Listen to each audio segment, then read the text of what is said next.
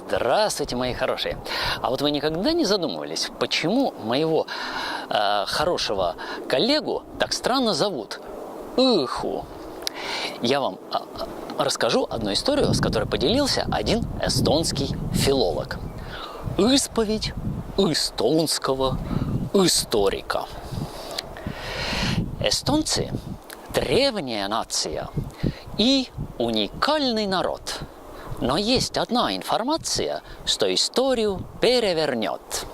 Привыкли мы верить в сказки про битву Юрьевой ночи, сражение десятков повстанцев в глухой деревушке.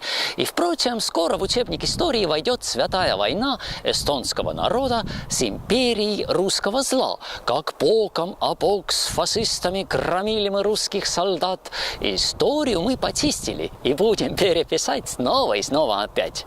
Нам это не привыкать. Но есть документы архивные. Мы прятали их хорошо. Откуда цивилизация эстонцев на Балтику шло?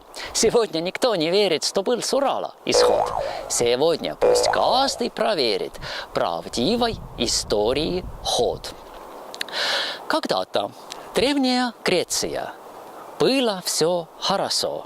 Но из-за разврата нации куда-то что-то вошло не так, и стали рождаться дауны на каждом углу. И чтобы от них избавляться, придумали хитрость одну. Но дауны нормальные люди, и не было бы беды, коль очень многие словы не начинались на «ы». Никто не хочет общаться с тем, кто на «ы» говорит. И õnnelik õun pistab põue, когда õhtul õues сидит. Нормальные люди знают, что это огромный дефект. На «ы» слова начинает для общества лишний субъект.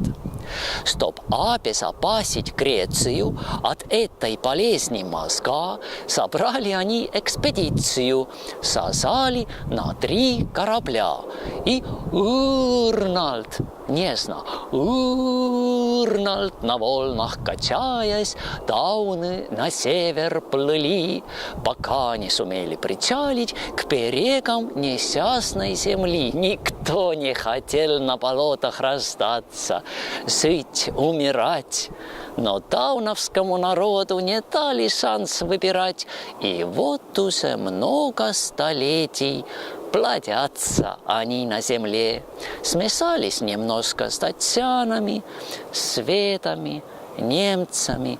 Где, скажите, еще государство, где правда и право на «ы»? А дауны все так же плодятся из этой бездонной пизды. Вот ни.